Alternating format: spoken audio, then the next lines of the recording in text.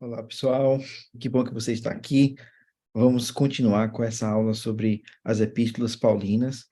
E agora nós vamos estudar sobre as epístolas pastorais. Deixa eu só tirar essa barra aqui. Então, nas epístolas pastorais, o que que acontece?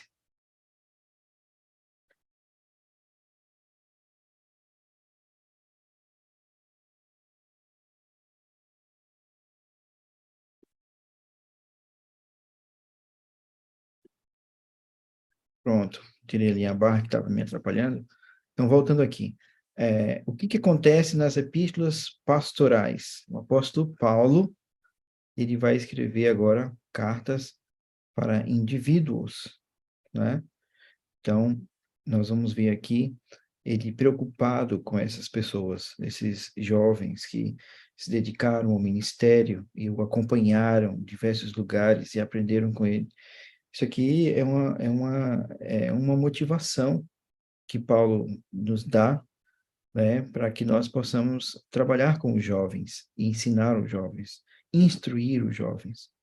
Outro dia estava com alguns jovens de uma igreja aqui próxima e eu fiquei muito feliz quando chegou uma hora já de que estava ali com eles e eu disse, olha, eu tenho uma reunião online e começa às 9 horas, mas se vocês quiserem eu posso resumir a reunião, deixar outra pessoa cuidando e posso voltar. Disse, não, nós queremos.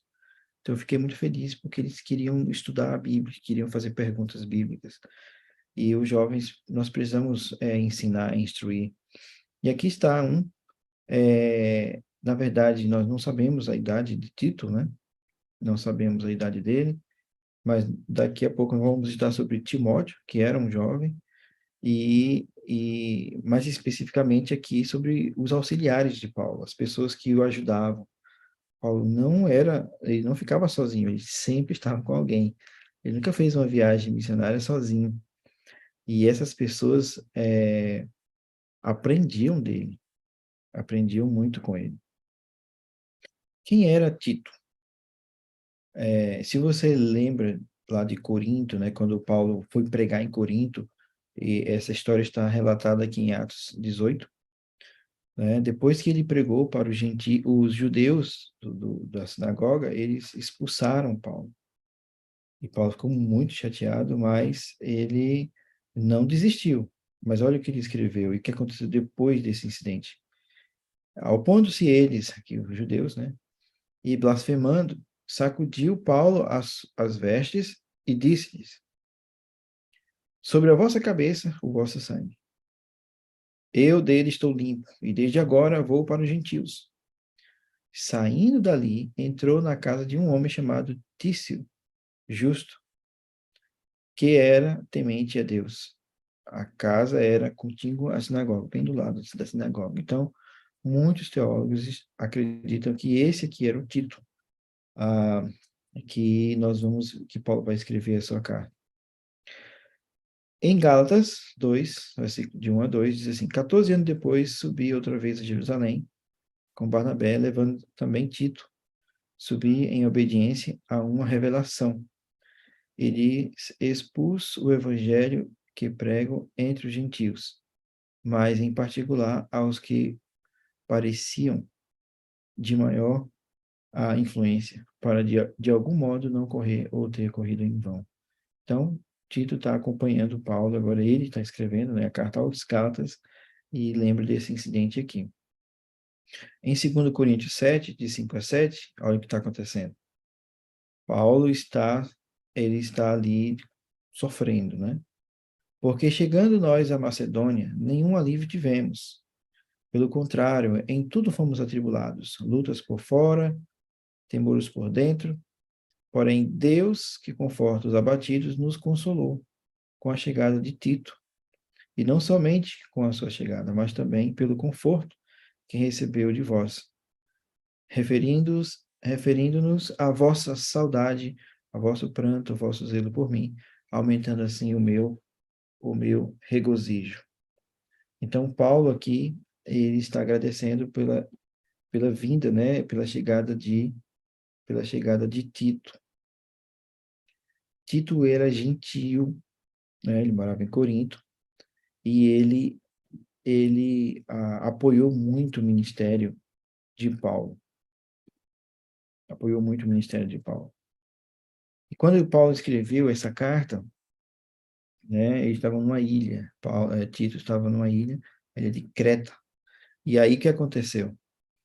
Paulo escreveu e o objetivo era que eles tivessem orientações, né, de como organizar as igrejas, como ensinar as igrejas, né, ensinar as pessoas. Um ponto áureo, né, da carta, que no capítulo 2, versículo de 11 a 14, vai falar sobre a graça de Deus. Olha o que eu falo aqui de uma forma tão linda. Porquanto a graça de Deus se manifestou salvadora a todos os homens, educando-nos para que, renegadas a impiedades e as paixões mundanas, vivamos no presente século, sensata, justa e piedosamente, aguardando a bendita esperança e a manifestação da glória do nosso grande Deus e Salvador Jesus Cristo, o qual a si mesmo se deu por nós, a fim de remir-nos de toda a iniquidade e purificar para si mesmo um povo exclusivamente seu, zeloso de boas obras. Então aqui Paulo vai falar sobre a graça, vai falar de Jesus como nosso Deus, né, que aqui está falando da divindade de Jesus, falar que como que nós devemos viver, né, nessa expectativa, né, da bendita esperança, né, a bendita esperança. E Tito também vai falar, Paulo vai falar, né, sobre a glória. Olha o que está escrito aqui, capítulo 3, versículo 4 a 7.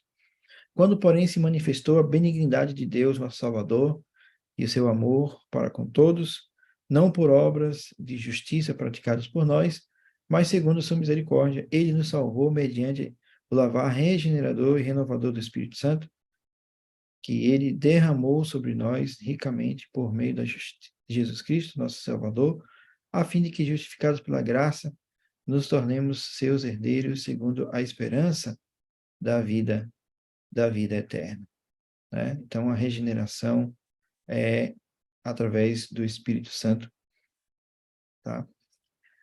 Passando agora para 1 Timóteo. 1 Timóteo é esse jovem que Paulo o chamou, né? Ali em Derbe, Paulo chamou para o ministério, a sua mãe ensinou muitas coisas para ele, sua avó, né? E Timóteo recebeu o chamado de Deus para o ministério, aceitou esse chamado. Timóteo foi circuncidado, né? Para Paulo não ter problemas, né, com pessoas e com os judaizantes. E ele saiu aprendendo com Paulo, e foi uma bênção para o ministério de Paulo, né? E ele virou um pastor, e aqui está Paulo escrevendo para ele, vão ser 2 cartas que ele vai escrever. Vamos estudar um pouco sobre elas. Esta epístola foi escrita a Timóteo enquanto era pastor da igreja de Éfeso. Então, Timóteo, pastor de Éfeso, é composta principalmente de instruções dirigidas a ele como líder da igreja. Por isso, é classificada como epístola pastoral. Nela, Paulo admoesta Timóteo a se conduzir de maneira agradável diante de Deus e útil para o rebanho, sobre o qual Deus o colocara, e lhe confere solene comissão de pregar a palavra e defender seus ensinamentos. Esta epístola reflete um plano bem desenvolvido de organização e administração da igreja. A ênfase sobre a doutrina nessas epístolas pastorais, está aqui os textos, é ilustrada pelo fato de que, das 21 vezes em que a palavra grega para a doutrina didascalia é encontrada no Novo Testamento, 15 se encontram em 1º e 2º Timóteo e em Tito. Então, é o ensino. É uma palavra que se repete muito. Aqui está o esboço de Timóteo, tá? Vamos pular aqui. 1 Timóteo 3,16. Forma de combater os ensinos. Como é que eles poderiam combater os ensinos, né? Pela palavra de Deus. Segundo Timóteo, vamos lá. Segundo Timóteo vai falar sobre os sofrimentos, né, de Paulo. Timóteo é convidado a participar dos sofrimentos. Segundo Timóteo fala sobre Jesus, né, como sofredor. O contexto é a última epístola de Paulo, escrita na prisão. Era o segundo aprisionamento em Roma, preso depois do incêndio em Roma. Tá? É um testamento do apóstolo, fortalece a fé do filho espiritual, advertiu quanto às heresias e exortou para enfrentarem firmes na palavra, fiéis ao Senhor até o seu segundo advento. Aqui está o esboço de Timóteo. Nós estamos aqui passando bem rápido, né, todos esses pontos. Ministério ideal. É muito interessante essa carta de Timóteo, segundo Timóteo, porque Paulo ele vai se despedir, né? Eu estou agora sendo oferecido como libação. E ali no capítulo 4, né? Ele vai falar sobre para ele estar sempre pronto, né? Sempre preparado, né? Ele vai falar das heresias, né? Que virão, que muitas pessoas iam querer ouvir fábulas. Quando você lê esse capítulo 4, você vai ver o apóstolo Paulo profeticamente mostrando que essas coisas iriam acontecer também nos nossos dias. As pessoas não querem ouvir a palavra de Deus. Vejam quantas pessoas estão aqui estudando, não é? As pessoas querem assistir filmes, vídeos, YouTube e outras coisas, mas eles não querem muito estudar a palavra. Você vê que quando se faz evangelismo, quantas pessoas vão assistir? Não é verdade? Mas Paulo vai dizer para Timóteo, Timóteo, você tem que fazer a obra de um evangelista. Você não deve esquecer, né, do dom que você recebeu. Você precisa renovar, reaviva o dom que você recebeu, né, sob imposição de mãos. E aí Paulo vai falar dos livros, né, que ele lia, né, traga os livros e tal. E ele vai finalizar, né, com aquele texto, né, combati o bom combate, completei a carreira e guardei a fé. Então, Paulo combateu realmente um bom combate. A vida dele foi uma luta, uma guerra, sempre foi uma guerra. Mas ele nunca estava sozinho, porque ele acreditava em Deus, por isso que ele foi um vitorioso. Epístola aos Hebreus. A Epístola aos Hebreus é uma carta que é muito debatida, por isso que eu coloquei no final. Muitos eruditos eles acreditam que não foi Paulo que escreveu, né? Mas vamos ver, vamos estudar aqui os contextos e vocês vão tirar as conclusões. Contexto histórico de Hebreus. Divisão na igreja, aquela história da lei cerimonial, né, das leis. Liberação ali no Concílio de Jerusalém, houve uma liberação, mas os judeus não quiseram aceitar. A comunidade judaico-cristã não estava preparada. A igreja cristã em Jerusalém parecia desconhecer as calamidades que logo viriam. O tema, contraste entre os símbolos cerimoniais do Antigo Testamento e a realidade do ministério de Cristo no céu. Então, Paulo, ele vai focar muito no ministério de Cristo no santuário celestial. Muito, vai explicar tudo, como ele vai pegar toda aquela doutrina, todo aquele contexto, aquela cultura de Israel, tudo que Deus ensinou e agora vai mostrar a realidade mais ampla, né, como uma perspectiva celeste. Esboço de Hebreus, tá? Vamos passar aqui o destino da humanidade, salvação. O esboço eu sempre passo mais rápido, porque você já tem esse assunto. Qualquer Bíblia que você encontrar, você tem o esboço e as explicações ali. É um resumo da carta. Melquisedeque, nova aliança em Cristo, ministério do sumo sacerdote, apelo à fidelidade a viver piedoso. Então, assim, essa carta de Hebreus, assim como todas as outras, nós passamos de uma forma muito rápida, né? Mas o que que você precisa entender de Hebreus, princípio? Hebreus vai falar do santuário celestial e que o ministério de Cristo ele é superior ao ministério dos levitas, né? Tudo que era feito aqui.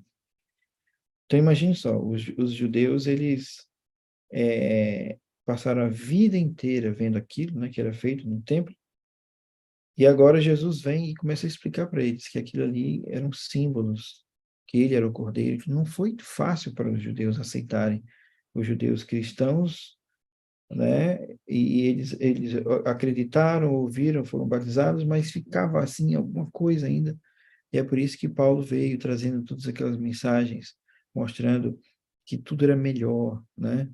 Então, quando você vai para Hebreus, ele vai mostrar o ministério de Cristo e todas aquelas funções que agora você poderia ir, né?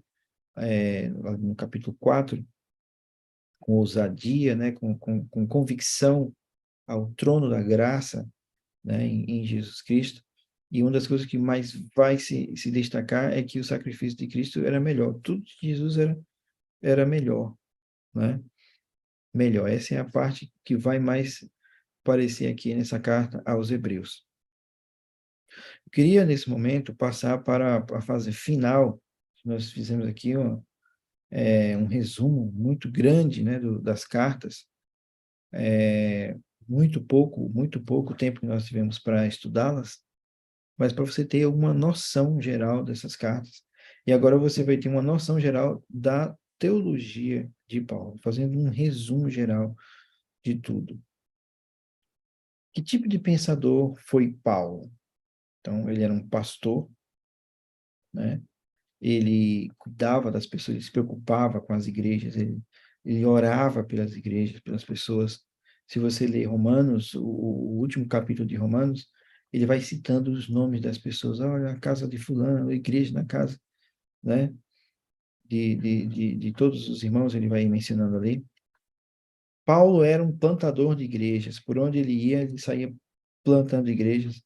Ele não gostava de ir onde já havia a mensagem, né, sendo sido pregada de forma forte. Então, gostava de lugares novos, né? Gostava de pregar em lugares novos para plantar igrejas. E aí, quando ele saía, ele deixava a liderança, né, líderes ali, e ele voltou várias vezes em algumas delas, e, e ele escrevia as cartas, né? Não foi um teólogo sistemático, Paulo não foi um teólogo sistemático porque o objetivo dele ele era pregar, né? Ele era muito prático. Lógico que tem algumas cartas, como a própria de Romanos, que ele organizou mais o seu pensamento, né? Ele organizou mais o seu pensamento ali. E ele era complexo, alguns assuntos difíceis, né? Lembro que na primeira aula que eu falei para vocês, eu mencionei esse ponto, que o apóstolo Pedro tinha alguns textos, quando ele lia o que Paulo tinha escrito, ele dizia, não estou entendendo o que Paulo escreveu aqui, então ele percebia que eram algumas coisas que eram difíceis de entender. Isso você vai ver em 2 Pedro capítulo 3, versículo 16. Então, Paulo ele era muito profundo, né? Dimensão apocalíptica do pensamento de Paulo. Conflito cósmico, caos. Então, Paulo ele entendia que havia um conflito, uma guerra, né? Uma guerra espiritual. Ele entendia isso. Você vai ver muito isso em Efésios. E ele vai mostrar as armas, né? A armadura e tudo mais. Transformação. Paulo acreditava numa nova criação em Cristo. Então, essa expressão em Cristo, você vai ouvir, vai ver, né, diversas vezes. E o evangelho de Jesus não era somente uma mensagem que a pessoa acreditava e pronto, e continuava a vida do mesmo jeito. Não. Devia haver uma transformação. É por isso que ele explicava e dizia, olha, o cristão não é assim, não vive assim, não fala assim, não falava torpe, somente, os seus pensamentos têm que ser levados a Cristo, em 2 Coríntios ele vai falar isso. Então, havia uma nova criação, uma nova vida. Ele vai falar em Efésios também sobre o retirar, né, o velho homem, revestir do novo homem Cristo, tá? Outro pensamento, Deus está no controle.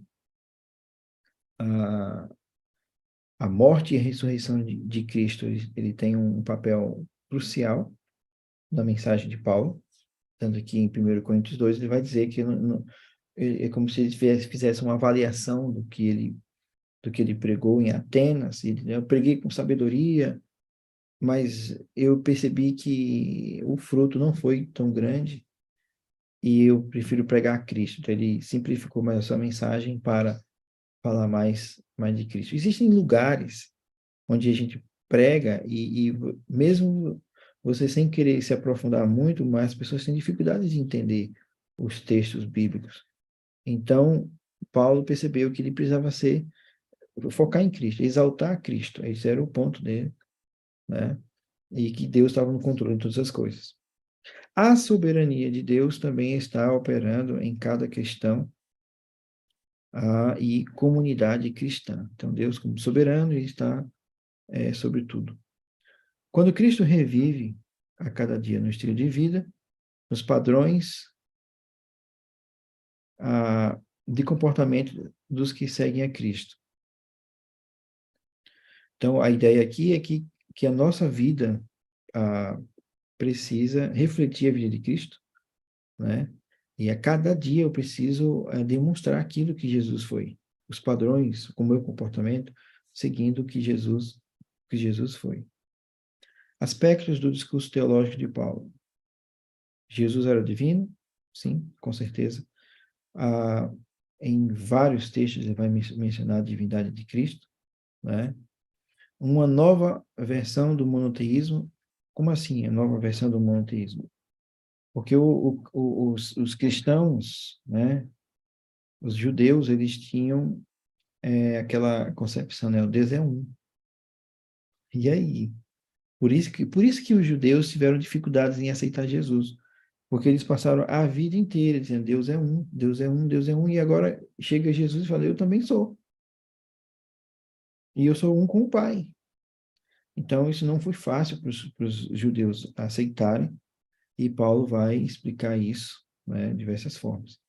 Deuteronômio 6,4. O Senhor Deus é um, com referência a Jesus. 1 Coríntios 8,6. Um Deus, o Pai, um Senhor, Jesus Cristo. Isaías 45:23. Todo ele se dobrará, né? Fala em referência a Deus. Depois você vem a Atos vai falar sobre isso, né? Atos 4, né? Todo joelho se dobrará diante de Jesus, desse nome.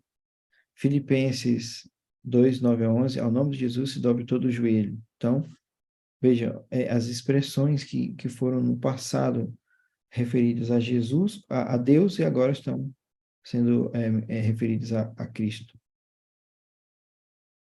Paulo acreditava que só precisamos da fé? Não, não. Existe até um ponto, e dá para pensar isso. Você sabe, com Paulo é complexo, né? Lá em Romanos 10, quando ele fala assim que se você confessar, né, que Jesus é o Cristo, Jesus é o Cristo. O que significa isso? Eu falei para vocês na aula de Atos, que Paulo repetia muito isso, especialmente naquela parte ali de Atos 17, está essa referência, entre outras referências. Então, em Romanos 10, Paulo fala que se você confessar que Jesus é o Cristo, você vai ser salvo. Mas não é somente isso. Se você pegar todo o corpo paulino, né, todos os escritos dele, então você vai ver aqui, ó, Gálatas 5:6. A fé atua pelo amor. Então, é necessário essa fé ser demonstrada, né, como o Tiago vai falar na sua carta. Liberdade. Liberdade das forças do mal. Então, Paulo vai falar muito sobre isso, da liberdade das forças do mal, né? Que em Cristo nós fomos libertados, isso está muito forte em Efésios, capítulo 2. Novos padrões de vida, que é o amor. Paulo vai falar muito sobre o amor, você conhece isso. 1 Coríntios 13. Como os cristãos devem ler as Escrituras? Caso da circuncisão, ciclo de Abraão. Essa questão de Abraão é algo muito profundo, porque se você lembra de Gênesis 17, você vai ver lá que Deus falou que a circuncisão seria algo perpétuo, né?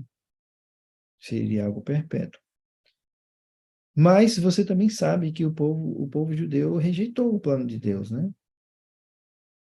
Eles rejeitaram o plano de Deus. Se você ler Daniel capítulo 2, você vai ver que aquela pedra que é cortada sem o auxílio de mãos, representando o reino de Deus, ele vem, quebra os pés da estátua naquele momento ali, e aquela pedra ela vai crescendo, certo? Aquela pedra vai crescendo e vai tomando o reino, tomando a terra.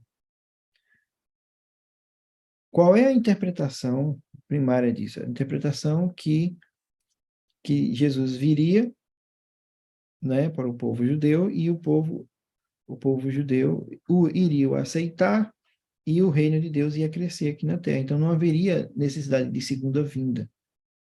Mas como o povo rejeitou, então houve uma expansão, né, desse plano de Deus, né? Houve uma expansão. Então, você percebe a circuncisão era para ser eterna, mas o povo rejeitou. Então, Deus ali, em Atos 15, ele esclarece, né, que não precisava mais daquilo. É tanto que no templo não precisava mais sacrificar cordeiros, mas eles continuaram sacrificando, não precisava mais, porque eram símbolos, tá? Eram símbolos. Guiados pelo Espírito, como é que nós devemos ler as Escrituras? Guiados pelo Espírito. Nós sempre precisamos pedir orientação a Deus para que Ele nos mostre o que a sua palavra está dizendo. Infelizmente, essa questão de hermenêutica, eu já pude falar sobre isso em outras aulas. Muitas pessoas leem a Bíblia de uma forma muito superficial. E aí, quando você lê a Bíblia de uma forma superficial, você entende coisas completamente diferentes. Às vezes assim, é hilário. Como eu sou pastor aqui no Ceará, tem horas que eu fico testando como que as pessoas interpretam a Bíblia, e eu já vi casos de pessoas que você lê um texto e a pessoa diz completamente uma coisa diferente. Eu, não, você está brincando. Mas é porque leu rápido demais. Qualquer pessoa faria isso. Qualquer pessoa. Você leu a Bíblia, qualquer texto, e leu rápido demais, você já vai pulando para conclusões. Isso não é bom e não é certo, não é justo. E você pode chegar em lugares ruins, né? Completamente distantes do que era o plano de Deus. Como deveria ser a disciplina eclesiástica? O apóstolo Paulo falou sobre isso. Lá em 1 Coríntios 5, ele fala de disciplina. Então, a disciplina deve ser o que? Balanceada, não deve ter cuidado, não devemos exercer o perdão, perdoar as pessoas, né? Agora, 1 Coríntios 5, você tem que ler o capítulo todo e com cuidado para você não interpretar, porque tem uma hora que Paulo fala assim, ó, esse aí tem que ser entregue para o diabo. A gente não fala isso mais, né? Mas foi uma forte expressão que ele usou por causa do caso difícil que ele teve que lidar lá em Corinto. Cuidado com os pobres. Paulo falou muito sobre isso, né? Ele ajudava as pessoas, ele fazia campanhas, né, para as pessoas necessitadas de Jerusalém, né? por causa de uma fome que teve. O evangelho holístico significa completo, né? Holos significa completo, no sentido que nós devemos alcançar todas as pessoas e também pensar de uma forma geral. E aqui, meus amigos, chegamos ao final, né, dessa apresentação. Eu vou terminar com esse pensamento aqui. Efésios 2, versículo 6, lembra daquele texto que eu falei para vocês? Esse é um dos textos que mais me fascina. Por quê? Porque Paulo ele vai dizer assim, que nós morremos, né, com Cristo, nós ressuscitamos com Cristo, e ele nos fez assentar nos lugares celestiais. Então, quando ele diz assim, nos fez, eu pensei, nos fez está no passado, né? Então, para Paulo, nós já estamos vivendo o reino de Deus. Nós já estamos. Por isso que está já e não ainda. Então, Paulo acreditava, e ele acreditava, por quê? Porque o sacrifício de Cristo, ele abriu essa porta para as pessoas serem salvas, né? Confirmou aquilo que Deus já tinha prometido. É tanto que quando Jesus pregava, lá em Mateus 4, ele fala, as primeiras palavras de Jesus, o reino do céu está próximo. E em outros lugares que ele vai falar, o reino dos céus está aqui. Então, o reino do céu, o reino de Deus, foi inaugurado, né, por Jesus, de uma forma fantástica, trazendo ali esclarecimentos, né, dúvidas, né, que as pessoas tinham. E quando Jesus ele pregava para as pessoas, ele não pregava uma verdade de uma forma que as pessoas que tinham somente um conceito, ou um substrato, ou abstrato. Era muito concreto. É tanto que uma aula que eu tive sobre Lucas e Atos falava sobre a nova vida. A pessoa que nasceu em Cristo tem uma nova vida. Então, essa nova vida é por causa do reino de Deus, espiritual. Agora, por que o não ainda? Porque nós ainda estamos aqui. Então, como nós ainda estamos aqui, então nós ainda não temos o corpo glorificado. Ainda temos que lutar contra o pecado. Ainda temos que ver as mazelas, né? Sofrer com as coisas aqui. Então, muitas coisas horríveis ainda aqui. Só que, espiritualmente falando, nós já estamos num reino diferente.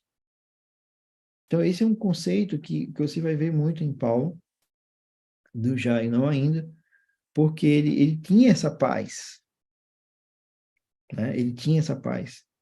Por que ele tinha essa paz? Porque ele era 100% de Jesus, ele era 100% de Deus. Paulo não tinha esse comprometimento com o pecado, certo? É tanto que em Hebreus, quando ele escreve em Hebreus 12, no versículo 4, ele vai dizer assim, que a nossa luta contra o pecado ainda não resistimos a ponto de derramar o sangue. Então, como se ele já tivesse feito isso, resistir tanto que sangrou. Então, ele tinha essa noção de que a vida cristã devia ser algo diferente, pura.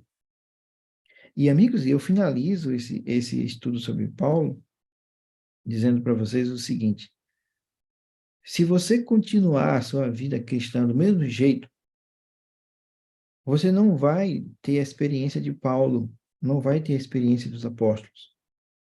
Essa experiência que eles tiveram, nós também poderemos ter. Mas se nós seguirmos os passos que eles seguiram. Por exemplo, 1 Coríntios 11, o que que Paulo diz?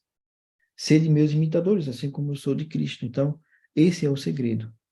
Imitarmos a Jesus, imitarmos a Deus, seguir os planos de Deus, e aí nós vamos viver nessa vida espiritual de uma forma muito mais ampla, forte, abrangente. Nós vamos ter problemas nessa terra, mas nós vamos estar felizes porque nós estamos andando com Deus.